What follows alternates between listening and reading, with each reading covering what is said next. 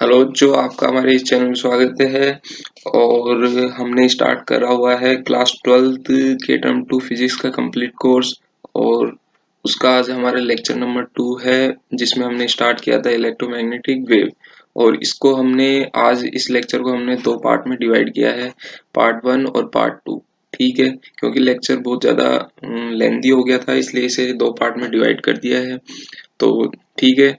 और जो बच्चे आज हमारा लेक्चर नंबर 2 देख रहे हैं, उससे पहले उन्हें लेक्चर नंबर फर्स्ट देख के आना चाहिए, जिससे कि उन्हें लेक्चर नंबर 2 एकदम कंप्लीटली समझ में आए।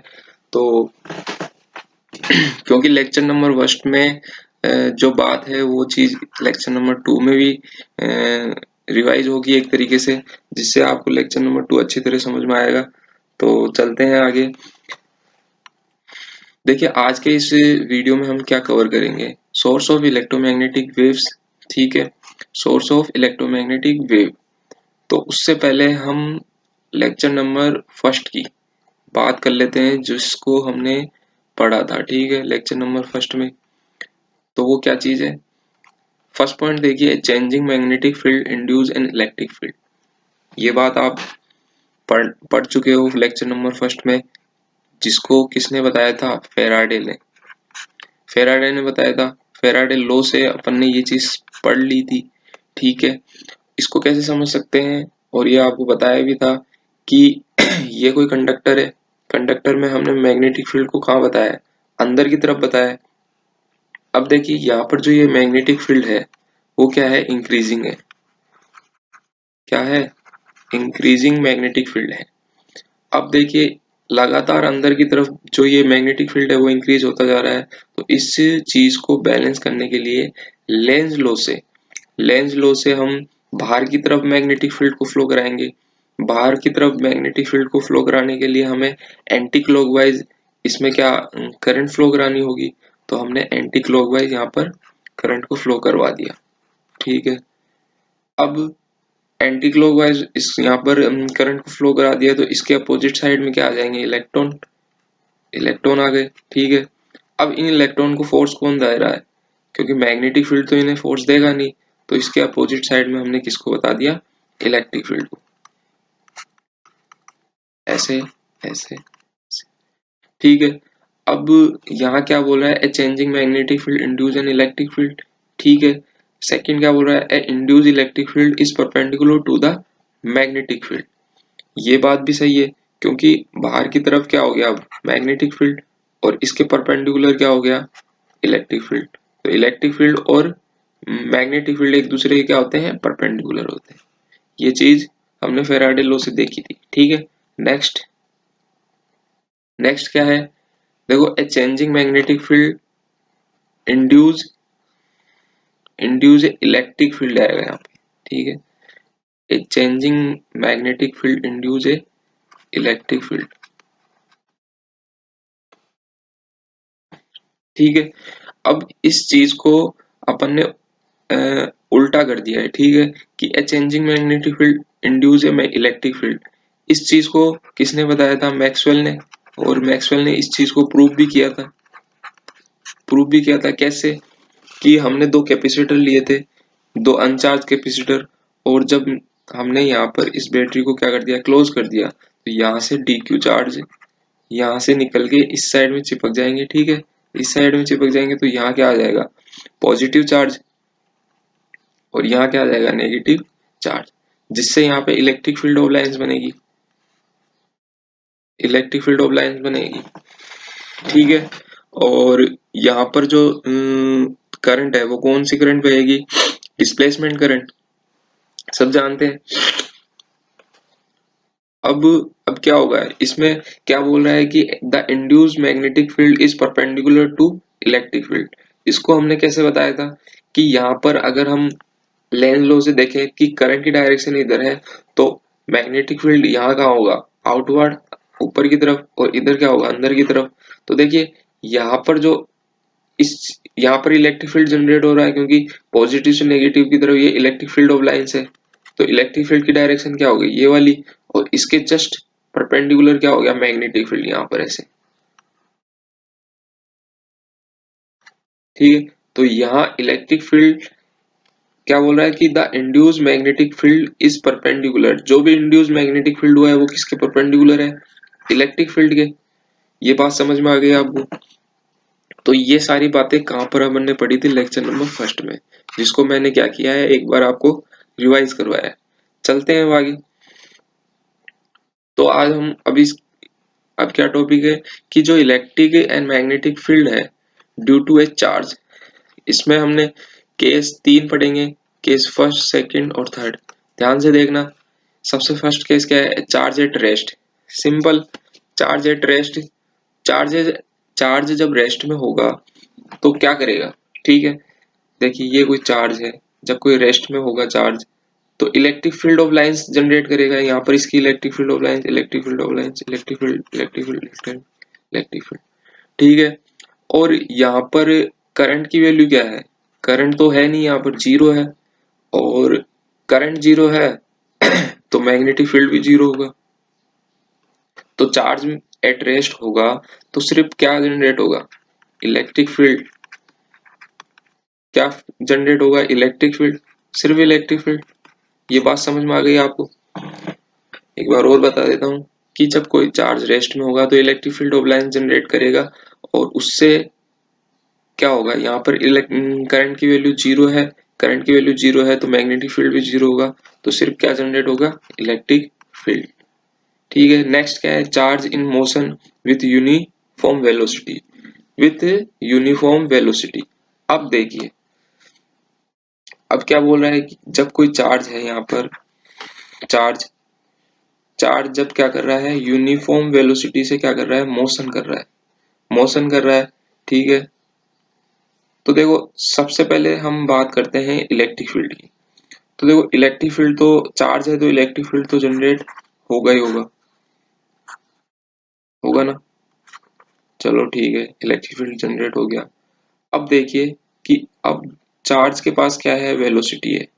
कैसी वेलोसिटी है, चार्ज चार्ज क्या है यहाँ पर, मोशन में, चार्ज मोशन में है। तो देखो चार्ज मोशन में है तो इसके पास क्या होगी, करंट, क्या होगी, करंट आई। तो इसके पास क्या होगी, करंट आई। अब करंट आ गई, करंट आ गई तो देखो चार्ज के पास करंट आ गई तो मैग्नेटिक फील्ड भी जनरेट होगा।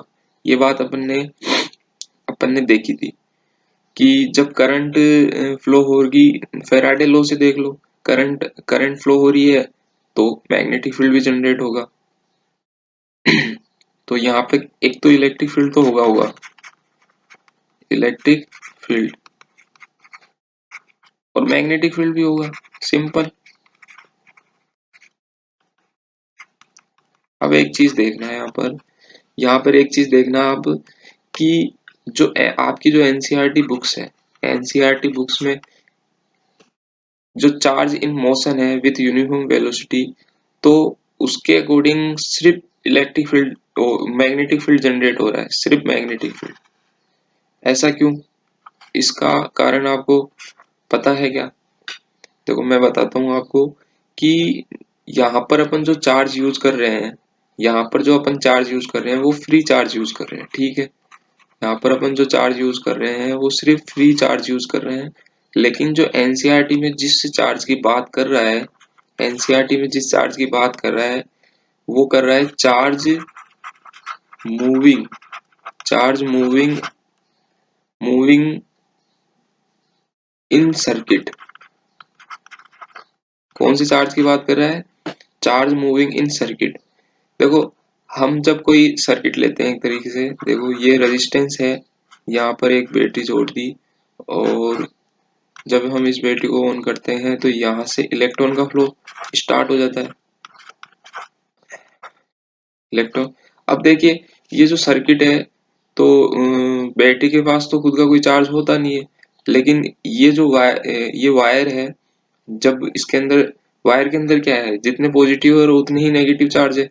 तो जब हम यहाँ पर एक गाउसियन सरफेस बनाते हैं, गाउस के लॉ से हम देखें, गाउस लॉ से एक सर्किट, यहाँ पर एक गाउसियन सरफेस बनाए, तो इसके अंदर जो चार्ज की वैल्यू है वो कितनी है, जीरो है, क्योंकि इस सर्किट में जितने इलेक्ट्रॉन है उतने ही पॉजिटिव चार्ज है। तो टोटल बात आपको समझ में आ गई कि चार्ज की वैल्यू अगर जीरो है, यहाँ पर चार्ज की वैल्यू जीरो है तो इलेक्ट्रिक फील्ड भी क्या होगा, जीरो होगा, जिससे यहाँ पर इलेक्ट्रिक फील्ड तो जनरेट होगा नहीं।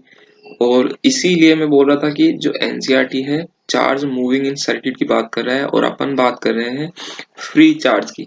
और ये क्या है, एक कॉम्प्लिकेटेड पॉइंट है जिसको एनसीईआरटी ने क्या नहीं किया, यूज ही नहीं किया।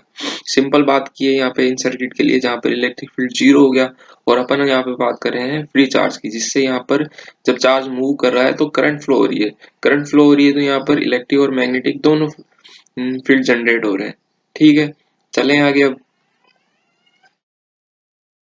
लास्ट वाला पॉइंट क्या है, accelerated charge particle. Accelerated charge particle, तो यहाँ अपन बोल रहे हैं कि an एक्सीलेटेड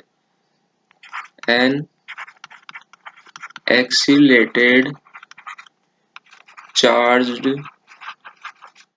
particle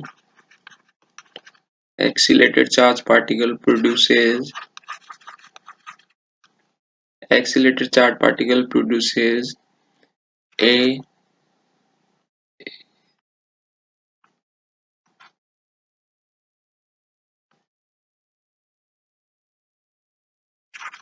time varying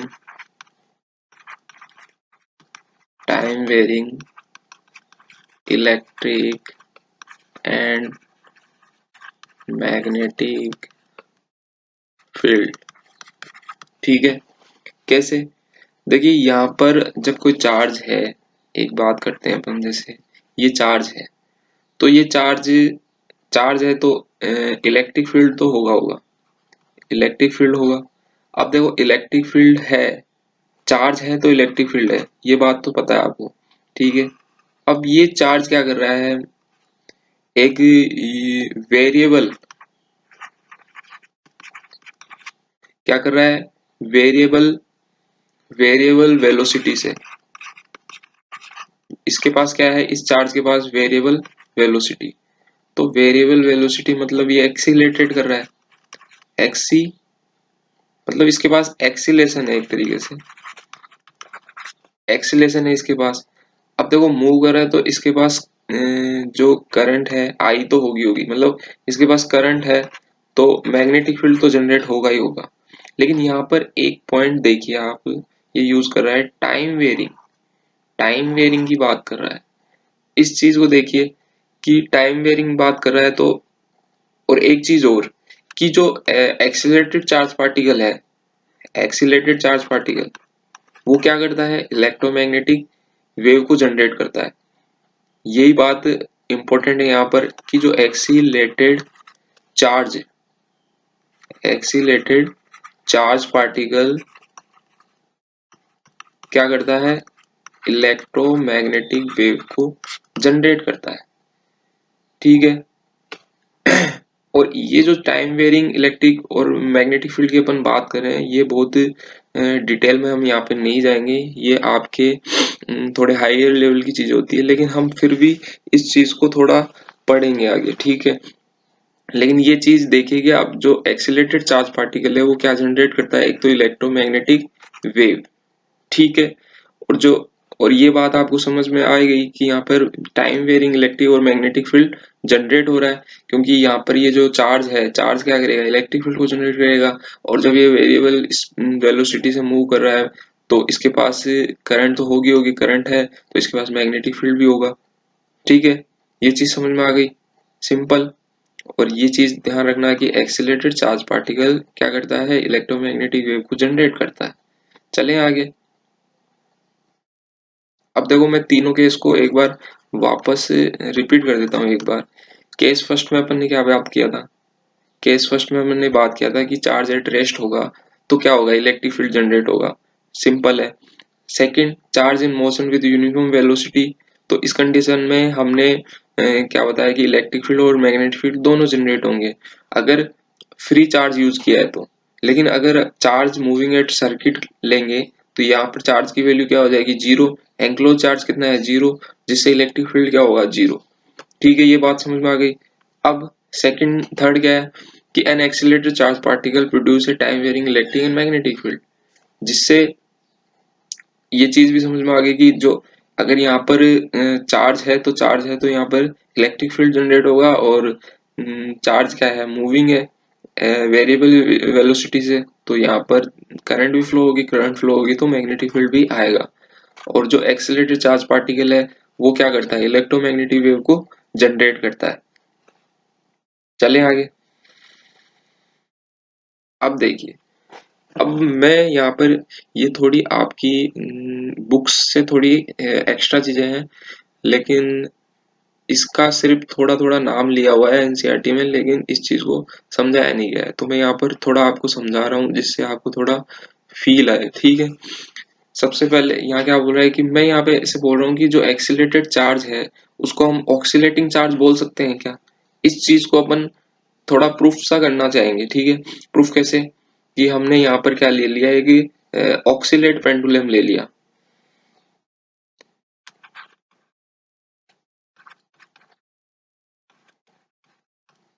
pendulum oxalate. अब देखिए कि जो ये चीज तो अपन ने पढ़ी थी कि जो ऑक्सीलेशन होता है उसमें क्या होता है, एक्सीलेशन ऑक्सीलेशन होगा। देखो ऑक्सीलेशन, अगर ऑक्सीलेशन होगा तो उसमें क्या होगा, एक्सीलेशन भी होता है,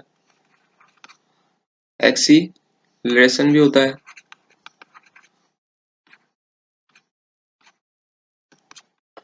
ठीक है।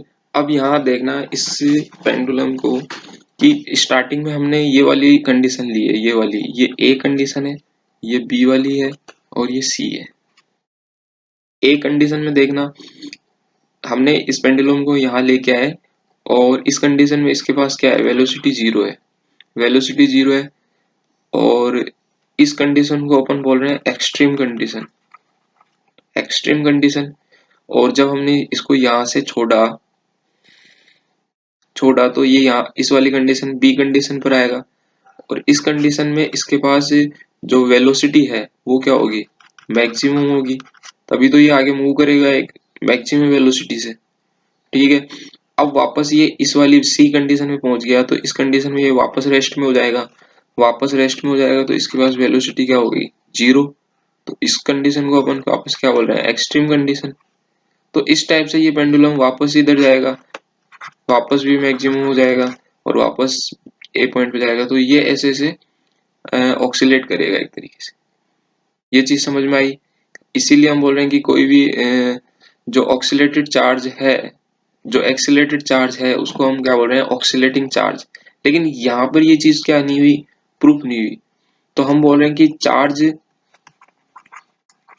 चार्ज मैं आपसे पूछ रहा हूँ कि जो चार्ज है, चार्ज कहाँ कहाँ ऑक्सीलेट होता है, ऑक्सीलेट करता है, चार्ज कहाँ ऑक्सीलेट करता है, ऑक्सीलेट करता है।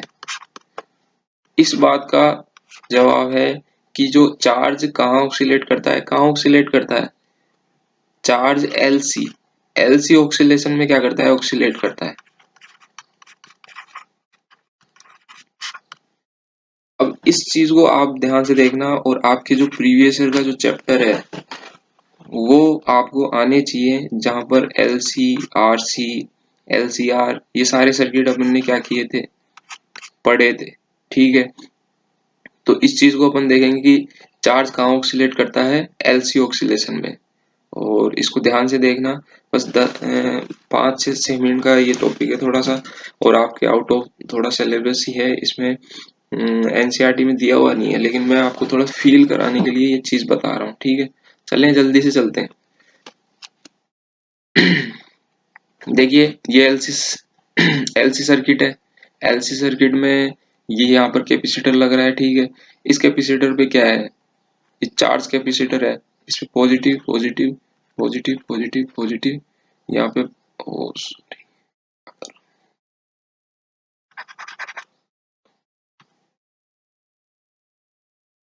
यहाँ पे नेगेटिव नेगेटिव नेगेटिव। ठीक है।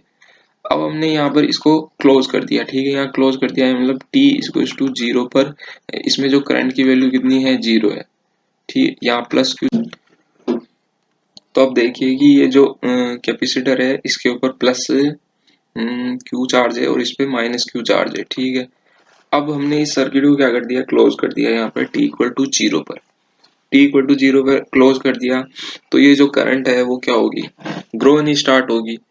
ग्रो होनी स्टार्ट होगी तो यहाँ से ये नेक्स्ट स्टेप में ये जो करंट आई है वो क्या होगी, ग्रो ग्रो ग्रोइंग करंट है एक तरीके से। तो यहाँ से ये आई करंट क्या हो जाएगी, ग्रो। और यहाँ पर जो करंट की चार्ज की जो वैल्यू है वो क्या हो जाएगी, कम हो जाएगी। यहाँ 3 थे, यहाँ 2 रह गए, ठीक है। और ये डी क्यू चार्ज यहाँ से निकलेगा और यहाँ ऐसे आ, ठीक है। इस सेकेंड स्टेप में करंट क्या हो रही है, ग्रो हो रही है। ग्रो हो रही है तो एक ऐसी कंडीशन आएगी जब करंट की वैल्यू क्या हो जाएगी, मैक्सिमम हो जाएगी, ठीक है। मैक्सिमम हो जाएगी तो यहाँ कैपेसिटर पर चार्ज की वैल्यू क्या हो जाएगी, जीरो। चार्ज की वैल्यू जीरो हो जाएगी। चार्ज की वैल्यू जीरो। अब जो कैपेसिटर है यहाँ से करंट तो मैक्सिमम स्पीड में जाएगी, लेकिन ये जो इंडक्टर है ये अपने आप में से इस करंट को उतनी स्पीड से फ्लो नहीं होने देगा। ये क्या करेगा, इस चीज का अपोज करेगा और एकदम धीरे धीरे करंट को फ्लो होना अपने में से जाने देगा, ठीक है। तो नेक्स्ट क्या हो जाएगा कि जो करंट है, करंट जीरो हो गई। अब वापस करंट क्या होगी, करंट डीके होगी यहाँ से। जब मैक्सिमम करंट होगी तो यहाँ से करंट की वैल्यू क्या होगी, वापस डीके होना स्टार्ट होगी और कैपेसिटर क्या हो जाएगा, चार्ज होगा। लेकिन लेकिन यहाँ पर जो कैपेसिटर है उसकी जो पोलैरिटी है वो क्या हो जाएगी, चेंज हो जाएगी। चेंज हो जाएगी और ये प्रोसेस क्या हो जाएगा, उल्टा हो जाएगा, ठीक है। इस वाली कंडीशन में जो आई है वो क्या हो जाएगी, डीके। डीके होनी स्टार्ट हो जाएगी, आई क्या हो जाएगी, डीके। तो इस कंडीशन में यहाँ पर इसकी जो पोलैरिटी है वो क्या हो जाएगी, उल्टी हो जाएगी। तो यहाँ नेगेटिव और यहाँ पॉजिटिव, ठीक है। देखो यहाँ पर पॉजिटिव था, नेगेटिव था, यहाँ नेगेटिव और यहाँ पर पॉजिटिव आ गया, ठीक है। नेक्स्ट वाली कंडीशन में ये डीके हो रही है तो एक कंडीशन पर ये वाली जो करंट है वो क्या हो जाएगी, जीरो हो जाएगी। जीरो हो जाएगी ना, तो ये वाली जो करंट है वो क्या हो जाएगी, डी जीरो हो जाएगी एक तरीके से, सॉरी।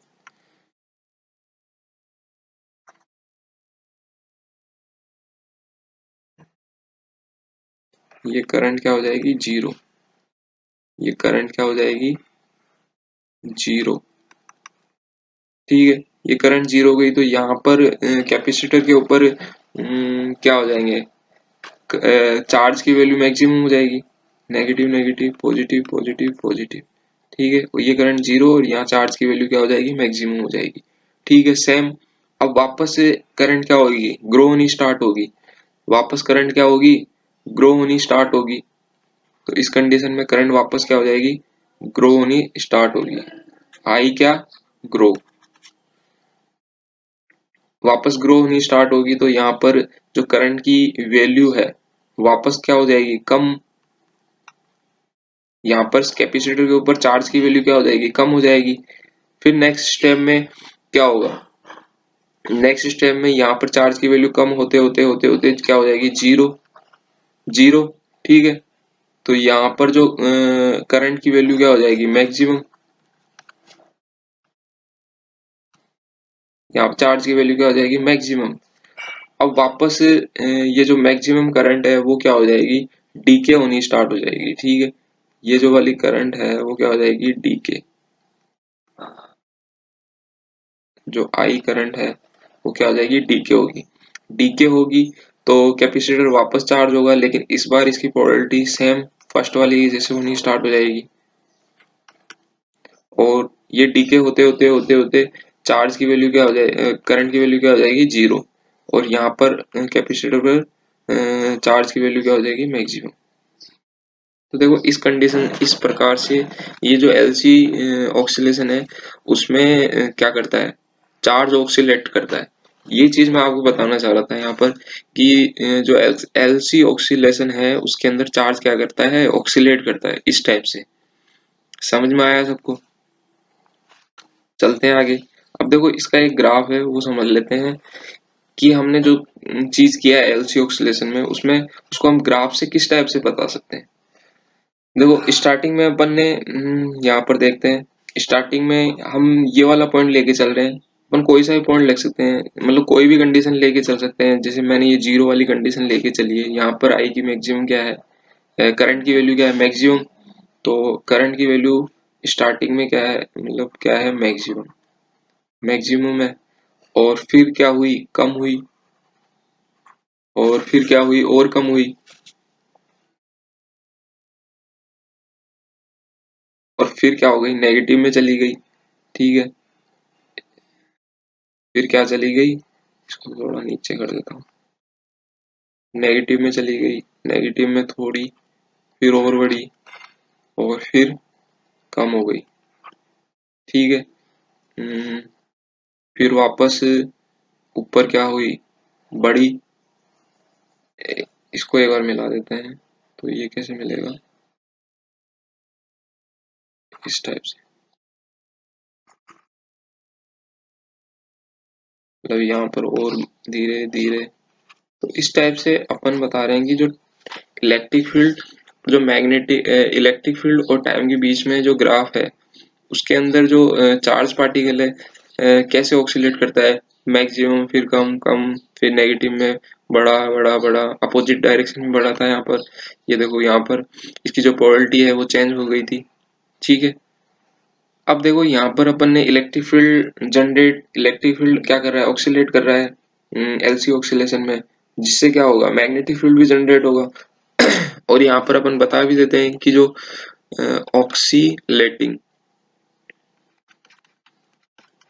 ऑक्सीलेटिंग कौन कर रहा है, ऑक्सीलेटिंग इलेक्ट्रिक फील्ड कर रहा है, जिससे क्या होगा, ऑक्सीलेटिंग इलेक्ट्रिक फील्ड कर रहा है किसमें, एक्सीलेटेड, एक्सीलेटेड,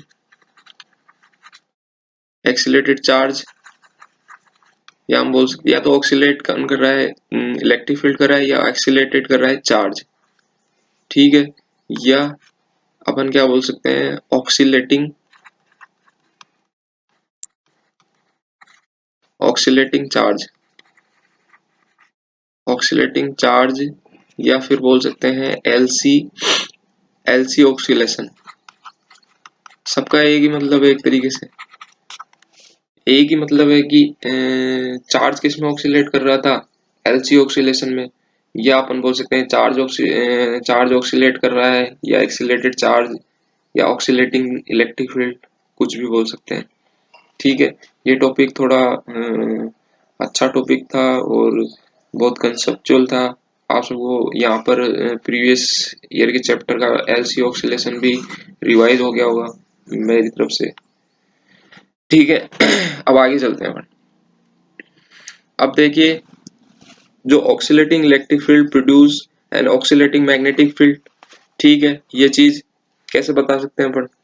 देखिए, हमने इलेक्ट्रिक फील्ड को तो बताया था ना इलेक्ट्रिक फील्ड को।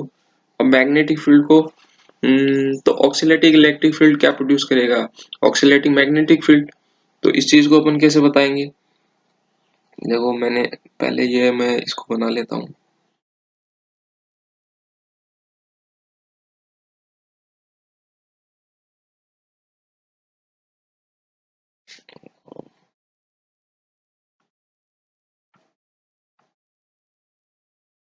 देखो यहाँ थोड़ा कलर दूसरा यूज,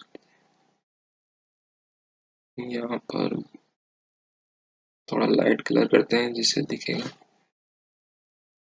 ये येलो कर देते हैं।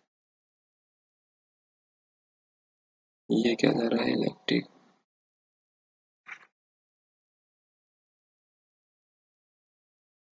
ये क्या है, यहाँ पर इलेक्ट्रिक फील्ड,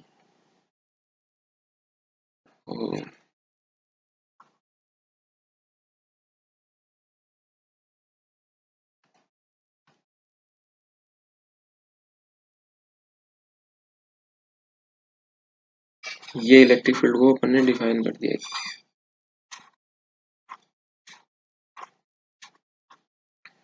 ये नेगेटिव में,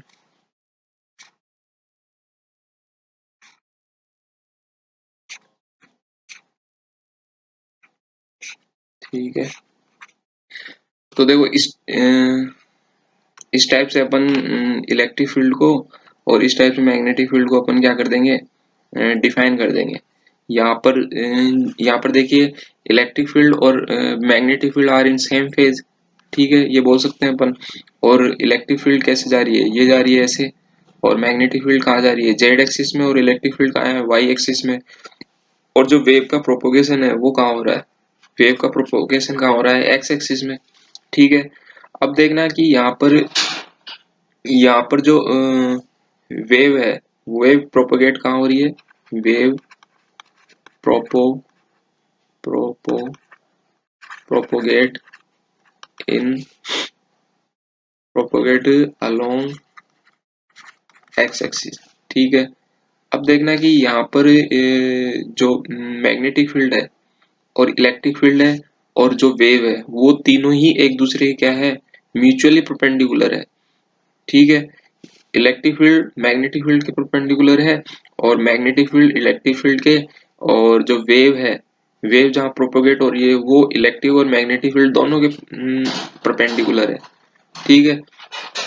अब एक चीज मैं यहाँ पर आपसे पूछता हूँ कि ये जो वेव है वो क्या धीरे धीरे जाएगी या क्या स्पीड से जाएगी, मतलब जाएगी तो किस स्पीड से जाएगी।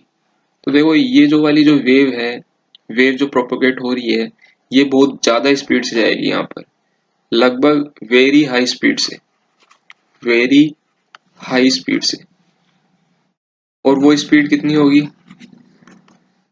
वो होगी सी के बराबर, ठीक है, स्पीड ऑफ लाइट के बराबर, लाइट की स्पीड से ही आगे जाएगी, ठीक है, बहुत ज्यादा तेजी से। तो ये चीज समझ में आ गई आपको। हमने बात यहाँ पे क्या की है कि जो oscillating electric field produce an oscillating magnetic field, ठीक है, और यहाँ इलेक्ट्रिक फील्ड और मैग्नेटिक फील्ड इन सेम फेज में होगा, और जो प्रोपोगेशन ऑफ वेव है वहां पर इलेक्ट्रिक और मैग्नेटिक फील्ड और प्रोपोगेशन ऑफ वेव तीनों एक दूसरे के म्यूचुअली क्या है, परपेंडिकुलर है। ये चीज समझ में आ गई। नेक्स्ट चलते हैं। अब देखिए यहाँ बात कर रहे हैं कि जो transverse nature of electromagnetic wave. अब यहाँ जो ट्रांसवर्स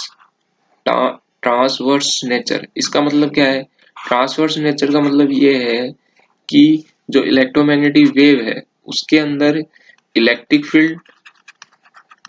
फील्ड और जो मैग्नेटिक फील्ड है एंड जो वेव का जो डायरेक्शन है वो तीनों ही एक दूसरे के क्या है, म्यूचुअली परपेंडिकुलर है। यही बात बोल रहा है कि ट्रांसफर नेचर का मतलब यही होता है, ठीक है। Electric field, magnetic field and जो वेव का जो वेव का जो प्रोपोगेशन है वो तीनों ही एक दूसरे के क्या है, म्यूचुअली परपेंडिकुलर है। और अब ये डायग्राम में देखिए, यहाँ सेम वही बात कि यहाँ पर जो ये इलेक्ट्रिक फील्ड ऐसे जा रहा है और इसके परपेंडिकुलर मैग्नेटिक फील्ड ऐसे है, और वेव का प्रोपोगेशन कहाँ हो रहा है, सीधा प्रोपोगेशन प्रोपोगेशन ऑफ वेव, ये प्रोपोगेशन ऑफ वेव हो रहा है, ये मैग्नेटिक फील्ड है, ये इलेक्ट्रिक फील्ड है, ठीक है। अब अगर हम बताएं कि जैसे वेव का प्रोपोगेशन एक्स डायरेक्शन में हो रहा है और मैग्नेटिक फील्ड कहाँ है, जेड में, और इलेक्ट्रिक फील्ड कहाँ है, वाई में, तो ये तीनों ही एक दूसरे के क्या है, परपेंडिकुलर है। और हम बोल भी सकते हैं कि जो oscillating oscillation oscillation of electric field is perpendicular of oscillation oscillation of magnetic field, ठीक है, और perpendicular to propagation of propagation of wave. ये चीज समझ में आई आपको, ठीक है। अब देखो यहाँ पर जो इलेक्ट्रिक फील्ड और मैग्नेटिक फील्ड का जो प्रोपोगेशन ऑफ वेव है वो कोई जरूरी नहीं है कि एक्स में ही हो, वाई में ही हो या जेड में ही हो, कोई भी कहीं पे भी हो सकता है। जैसे इलेक्ट्रिक फील्ड एक्स डायरेक्शन में हो सकता है और जो मैग्नेटिक फील्ड है वो वाई में हो सकता है। तो यहाँ जो एक्सिस है उसका कोई फर्क नहीं पड़ता है ना, किसी भी एक्सिस में ले सकते हो आप। और आप देखोगे यहाँ पर मैंने एक्स में, वाई में, जेड में बताया, तो ये सेम है, ये फिक्स रहेगा, ऐसा कुछ नहीं है, ठीक है। यहाँ पर जो इलेक्ट्रिक फील्ड है वो इलेक्ट्रिक फील्ड है वो वाई में है, और जो मैग्नेटिक फील्ड है वो कहाँ है, जेड में। तो ये चीज समझ में आ गई आपको, सिंपल। ठीक है, आज के इस पार्ट में इतना ही, लेक्चर नंबर 2 का पार्ट 1 कंप्लीट हो चुका है। ये पार्ट 2 भी आएगा इसका, ठीक है, और वो आज ही आएगा, ठीक है। तो मिलते हैं नेक्स्ट पार्ट में।